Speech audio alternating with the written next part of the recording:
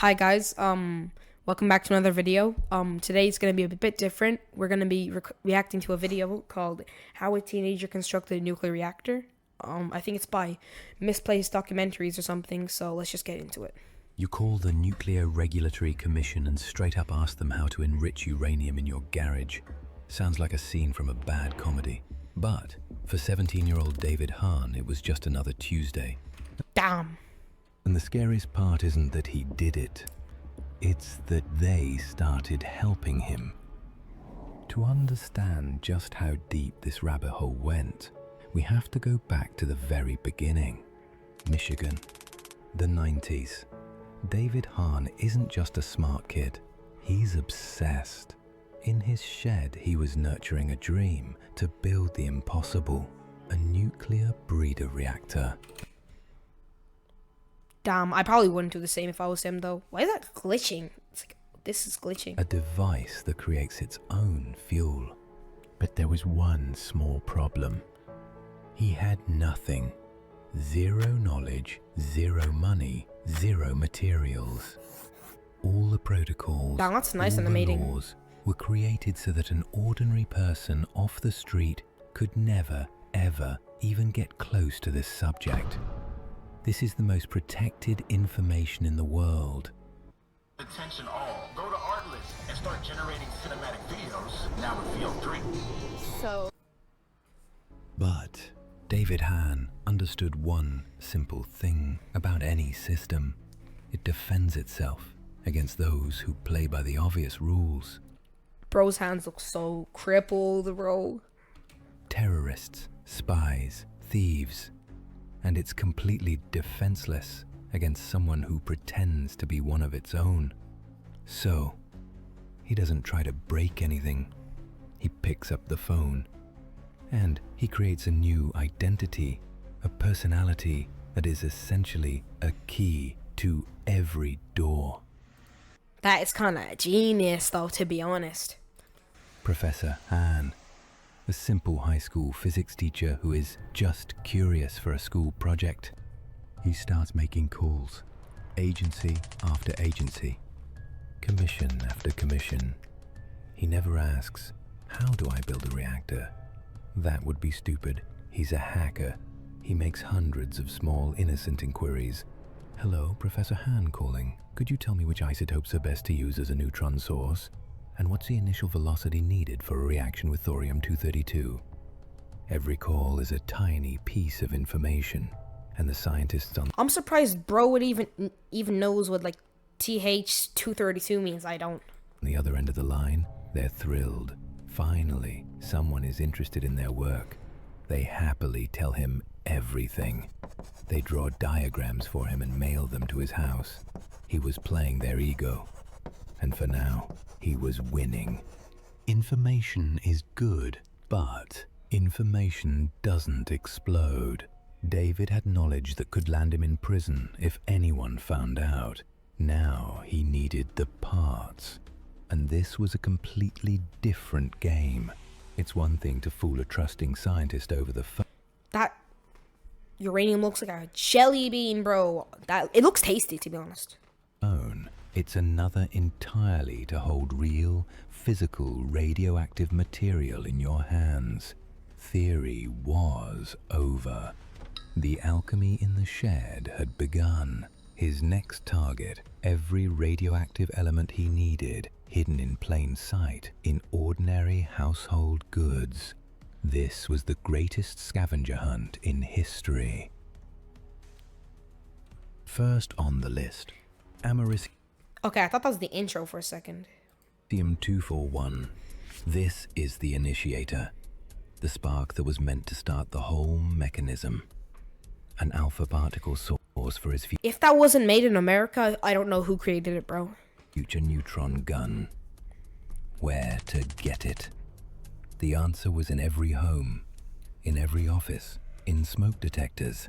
Every detector contains a tiny microscopic amount of americium. So, he needed detectors, lots of detectors, hundreds. An ordinary person walking into a store and asking for 300 smoke detectors would, to put it mildly, arouse suspicion. That's a direct path to a visit from the men in black. But David was no longer thinking like an ordinary person. He was thinking like a hacker. What's the weakest link in the smoke detector manufacturing chain?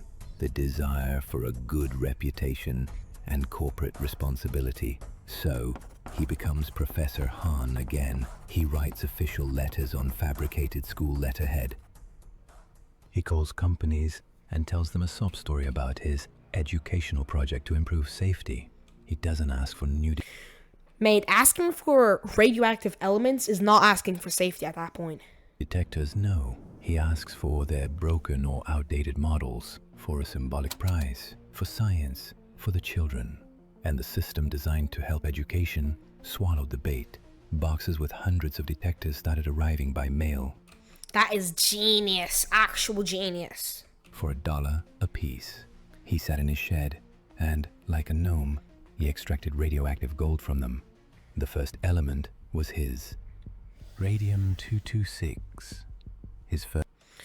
One of my parents is Polish, so... Radium was made by Marie Curie, and she's Polish, so yay. First neutron gun was too weak. He needed a more powerful alpha emitter. Radium. Where is it? In the past. In old clocks and aviation instruments with glow-in-the-dark dials. Here, social engineering was useless. This is why the radium girls exist, bro, I swear. This required a pure, old-school grind. He became a ghost of the flea markets. He scoured antique shops by...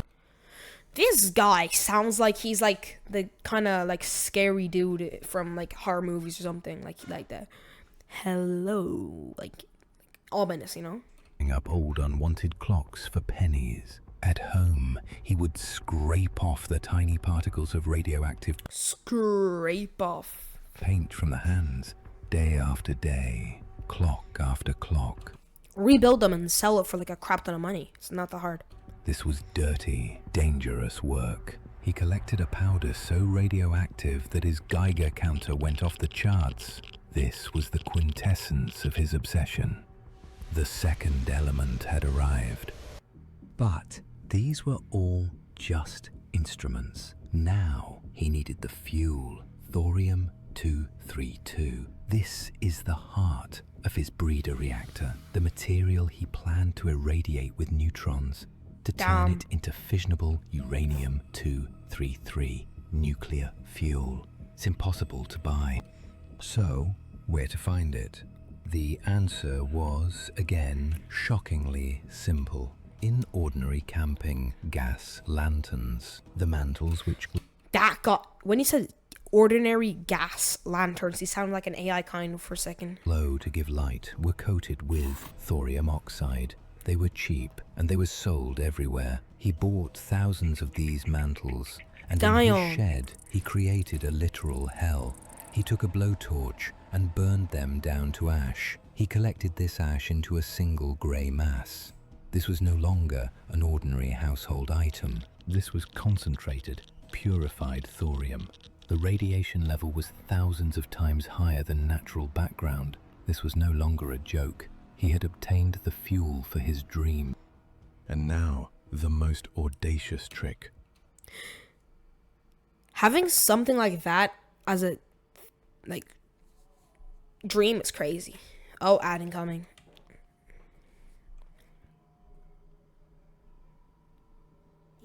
Not even that bad. The pinnacle of his criminal genius, tritium. Another component to boost the reaction. That is true. It was contained in tiny vials in expensive rifle scopes. Buying one scope was expensive. Buying several, unrealistic. But why buy them? He found another vulnerability in the system, the return policy. He would go to a gun shop, buy a scope. At home, in his shed, he would carefully disassemble it, extracting the precious tritium vial. And then he would go back to the store with the broken scope, and with an innocent face he would say, "Excuse me, I think this is defective. It doesn't glow." And the That is genius. This is 200 IQ moment right here. store, following the customer is always right policy, would give him a full refund. It was the perfect crime. he got what he needed for free. Americium, radium, thorium, tritium. He had almost everything. His gun was almost ready. His fuel was waiting.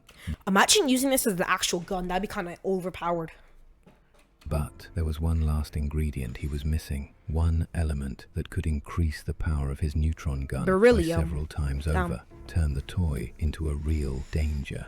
Beryllium, and he didn't know where to get it. And here, at this dead end, the system he had been deceiving for so long decided to give him one last, most generous gift. The very same scientist from the Nuclear Regulatory Commission, Donald Erb, whom David had been feeding a line about a school project, wrote in one of his letters, trying to help a gifted student. By the way, son, if you replace the aluminium with beryllium, the efficiency of your source will increase exponentially.